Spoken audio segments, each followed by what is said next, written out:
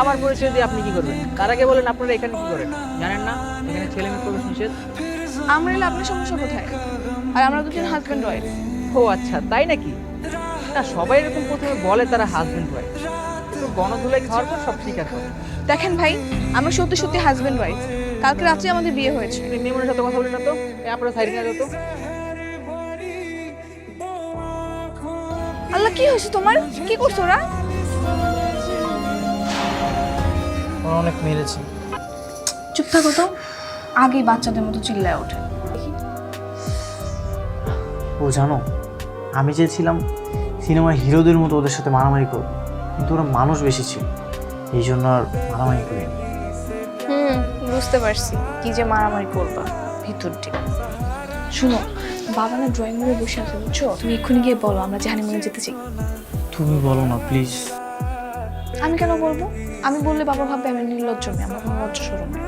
আমি বলতে পারবো, তুমি কি বলো? আচ্ছা ঠিক আছে, আমি বলবো। এখন তুমি যাও, আমি এখন ঘুমাবো। অনেক ঘুমাইছো, আর ঘুমাইতে হবে না, এখন উঠো, যাও যাও গিয়ে বলো। এখনই বলতে হবে? এক্ষুনি বলতে হবে, উঠো উঠো উঠো। বাবা, কি রে, কিছু বলবি? নতুন বিয়ে করেছি তো, হানিমুনে যাব। এই, দুদিন আগেই তো বউকে নিয়ে বাইরে ঘুরতে বেরিয়ে ওই যে এলাকার ছেলেপেলের কাছে পিটানি খেয়ে বাসায় ফিরেছিস, আবার বউকে নিয়ে এখন অনেক দূরে হানিমুনে যাবি না? চুপ কর। বাচ্চা বাচ্চা ছেলেপেলে এখনো নাক টিপলে দুধ পড়বে, আর ওরা অনেক দূরে নাকি হানিমুন করতে যাবে। আর এই যে বৌমা, তোমার কি বুদ্ধি শুদ্ধি কিছুই নেই? হ্যাঁ, তুমি ওকে হানিমুনে যাওয়ার কথা কেন বলছো? তাহলে আমাদের হানিমুনে যাওয়া হচ্ছে না। আমি একটা সিদ্ধান্ত নিয়েছি, কি সিদ্ধান্ত? আমরা আলাদা বাসায় থাকবো। কি বলো? কোথায় যাবো? ভাড়া বাসা নিব, সেখানে শুধু তুমি আর আমি থাকবো, এখানে আর থাকবো না। কিন্তু বাসা ভাড়া কোথায় পাবা? টিউশনি করাবো, জব খুঁজবো, দরকার হলে পাঠাও গাড়ি চালাবো, তারপরেও এই বাসাতে আমি আর থাকবো না। কেন ঠিক হবে না? অবশ্যই ঠিক হবে। বাবা মা কি বলবে? সেটা না হয় আমি বুঝবো। কাল বাসা ছেড়ে চলে যাচ্ছি। একটা থাপ্পড় দিয়ে না সবকিছু ভুলিয়ে দেবে। বাসা ছেড়ে চলে যাচ্ছি। দেখো বাবা, আমি এখন বিয়ে করেছি, তুমি আমাকে যতটা ছোট ভাবতেছো ততটা আমি ছোট নই। বলে তুই বাসা ছেড়ে চলে যাবে? খোকা, তুই এসব কি বলছিস? হ্যাঁ মা, আমি ঠিকই বলছি। শুধু শুধু বাইরে আসছো কেন? আরে সারাদিন কত কষ্ট করে বাসা গুছিয়েছি না, এই জন্য এখন বাইরে আসি। তো কি হয়েছে? আমাদের তো এখন আলাদা সংসার, এভাবেই তো সবকিছু করতে হবে।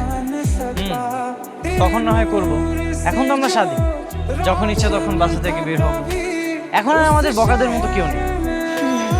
আর যখন আমাদের বাসা কিনে ইচ্ছে করবে না, তখন আমরা বাইরে চলে আসবো খেতে। মজাই হবে না? এতগুলো খাবার না, বাড়িওয়ালা বাজার করে দিয়ে গেছে। বাড়িওয়ালা বাজার করে দিয়েছে? মানে বাড়িওয়ালা বাজার করে দিয়েছে আর সেই বাজার তুমি নিয়েছো? তো কি হয়েছে? আমাদের বাসাতে এমনিও বাজার ছিল না, এই জন্যই নিলাম। বাজার না থাকলে রান্না করার দরকার নেই তো, কিন্তু সেই বাজার তুমি কেন নেবে? তুমি এমন করছো কেন?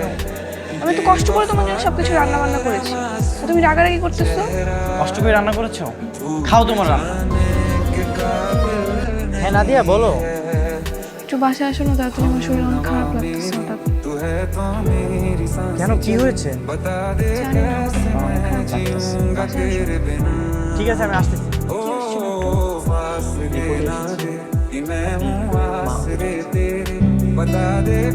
এই, চলো উঠি। কি ব্যাপার, মন খারাপ করে আছো কেন? আমরা এখন কি করবো? কি করবো মানে? বাসায় চলো। কিন্তু বাসার সবাই তো রাগ হয়ে আছে। রাগ হয়ে আছে তো কি হয়েছে? তারা যখন জানতে পারবে যে তার দাদা তাকে নিয়ে চলেছে, তখন দেখবা সব রাগ এখানে চলে যাবে। ঠিক আছে, তুমি যেহেতু বলতেছো তাহলে তো যেতে, আমরা তোমাদের ছেড়ে গিয়ে শুনুন না, একটা খুশির খবর ছিল। এই দাদি আর বাবা দাদা হতে চলেছে। তোমরা কিভাবে সন্তান লালন পালন করবে? তোমাদের নিজেরই তো পড়াশোনা শেষ হয়নি। বুঝছি না আমাদের কাজটা কি? হ্যাঁ বলো, আমাদের কাজটা কি? হ্যাঁ, আমাদের নাতি আসার পরে আমরা দুইজন মিলে সারাদিন নাতিকে দেখবো, তাকে খাওয়ানো, গোসল করা, কত কাজ। হ্যাঁ, সব কিছু নিয়ে আমরা সারাদিন ব্যস্ত থাকবো। যা, তোর ভিতরে যা, ভিতরে